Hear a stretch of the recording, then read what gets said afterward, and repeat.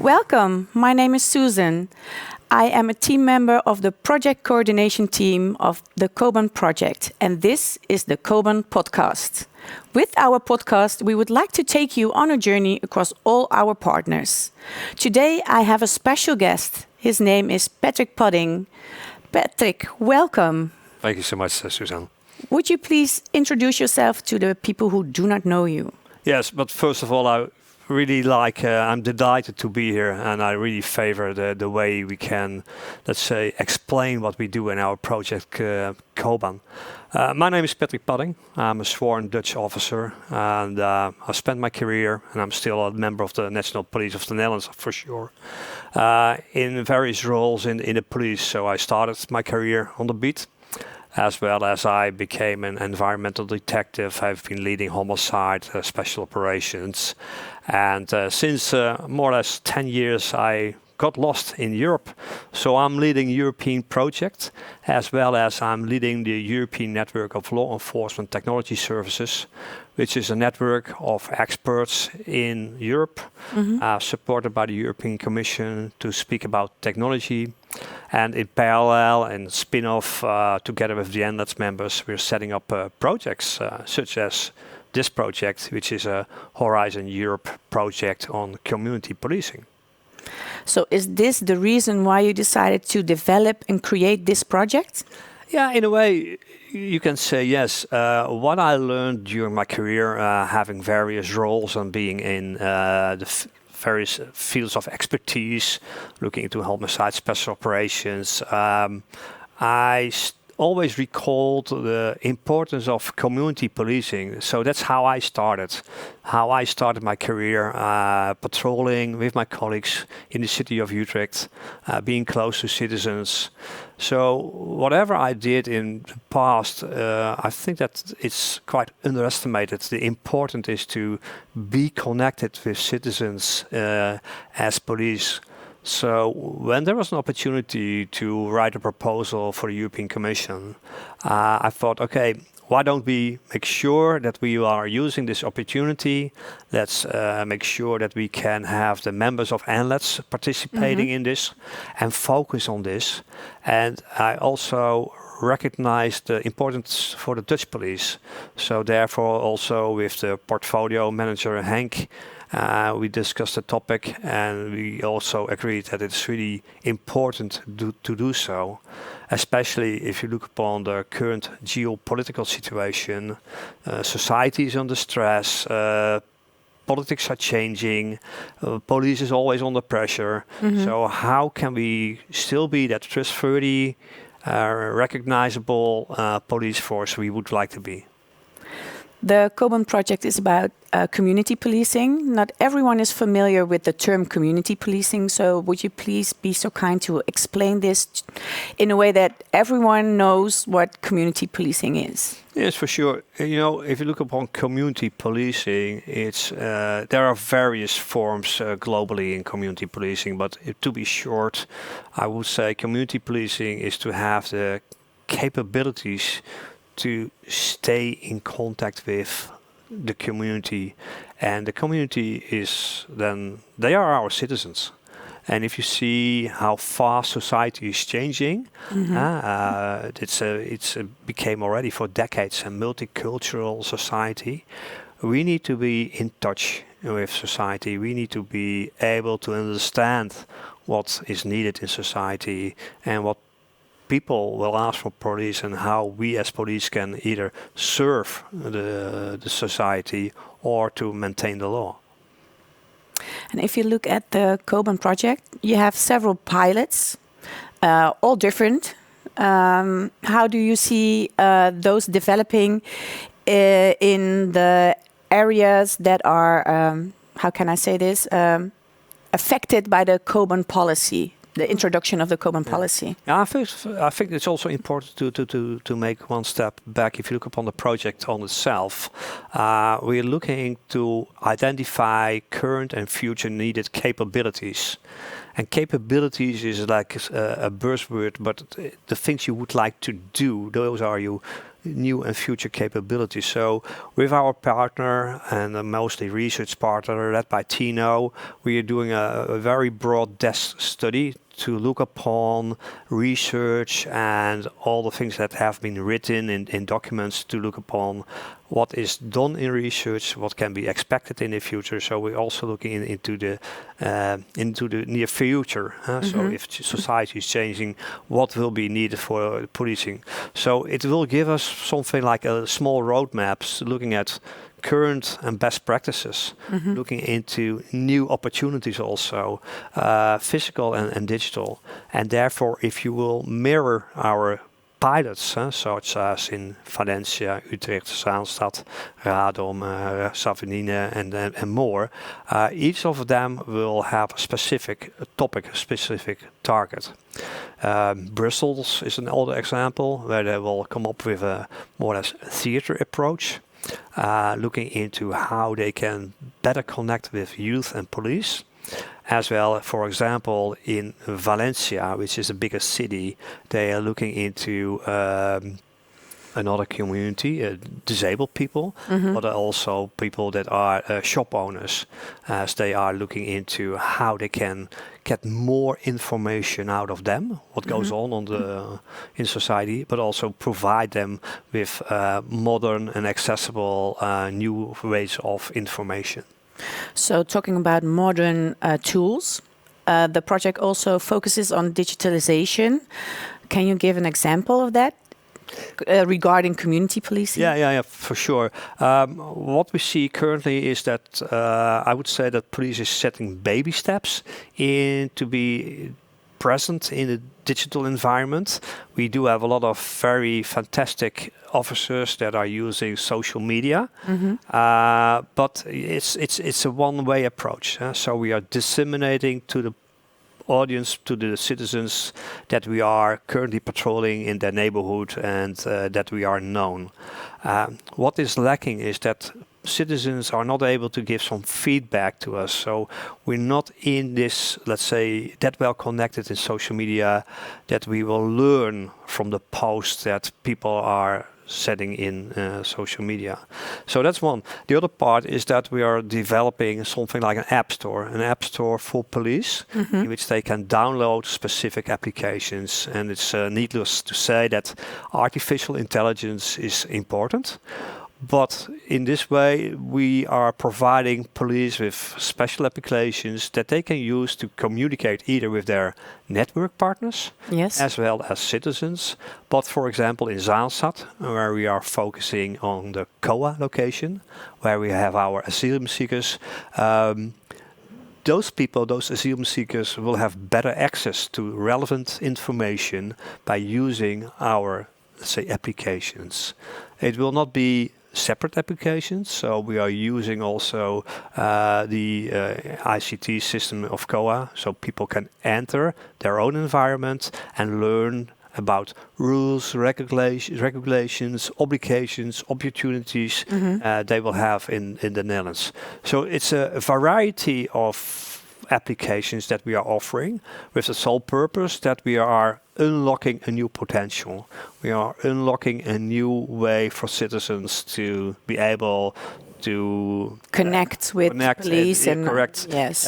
If there's something like a distress or a complaint, and it can be very simple. It could be about a frequently wrong parked car in the neighborhood. It's not for the purpose of immediate response call, so people always use our emergency number for that, of course. But it's a way to provide them with additional information. Well, society is changing, as you mentioned before. So do you think what KOBAN brings to community policing has big opportunities to develop more? Yeah, I think that if you look upon history, since decades, society is changing, and we always say society is changing, but it has been changing already for decades.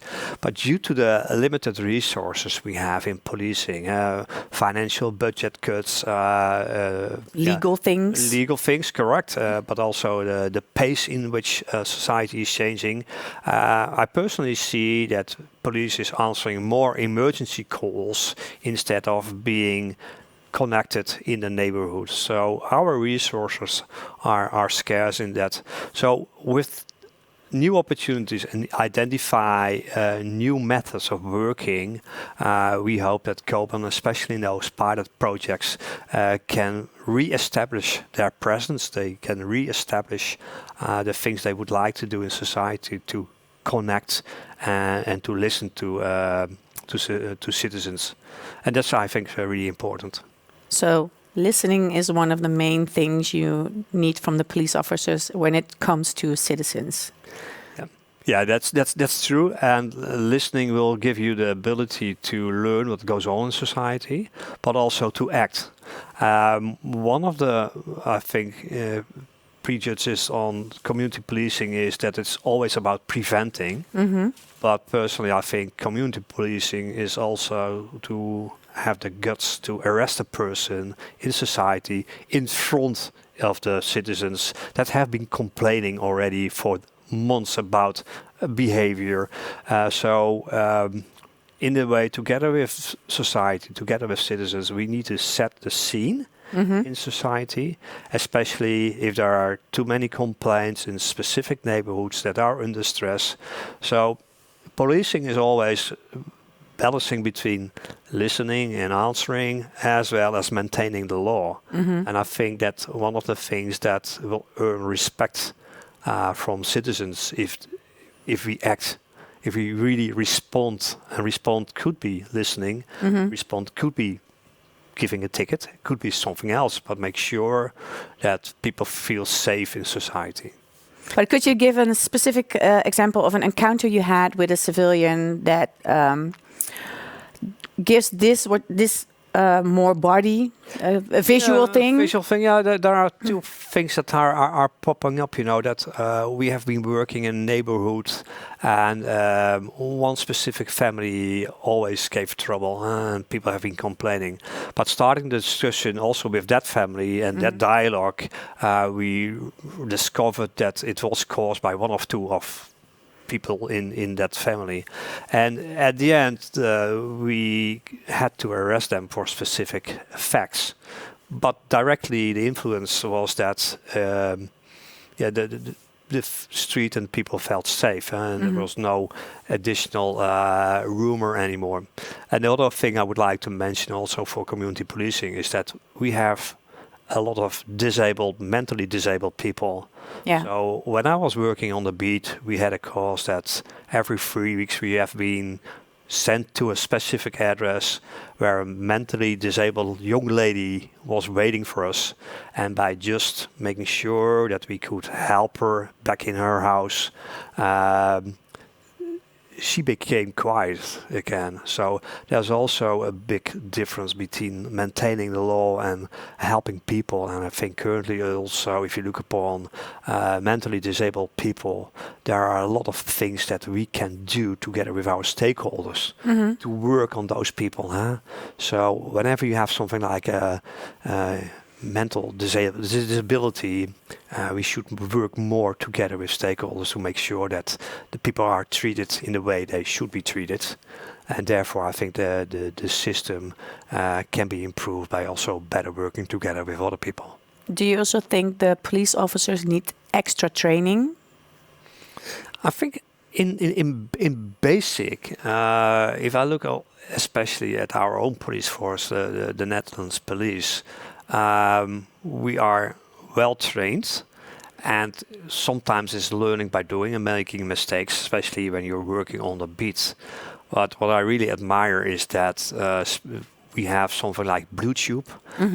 Our colleagues are being briefed on our intranet site by having special clips that a colleague that works in the Netherlands police already for 15 years tells about his origin, what his parents told him, and how other colleagues could recognize the Turkish culture.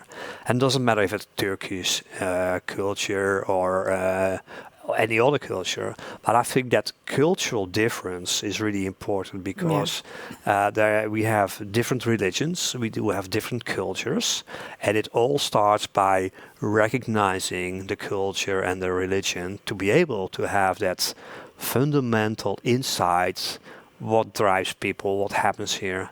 And I think that's one of the things that we always should do during time in the education of police forces.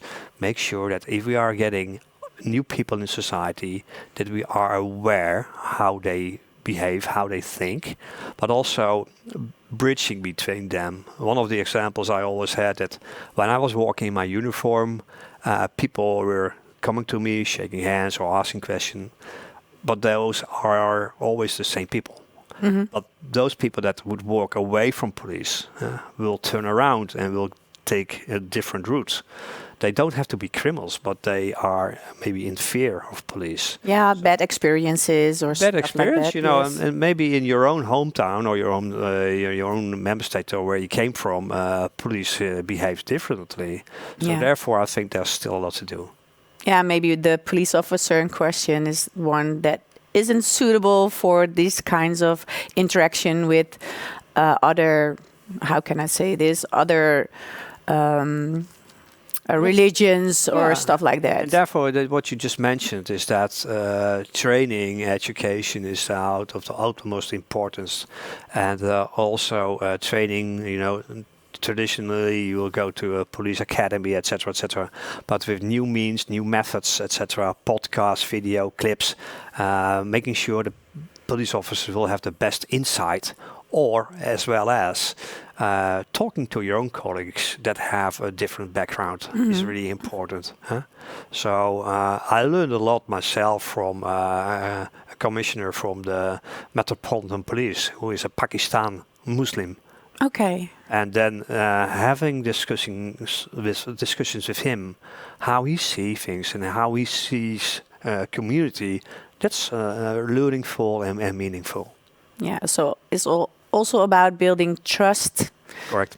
And respect for each other. Yeah. It's one of the most important things. Yeah, and I think that will be the basic line, and especially that part of trust and community building is really recognized in our KOBAN project, as well as social, legal, ethical, and cultural aspects.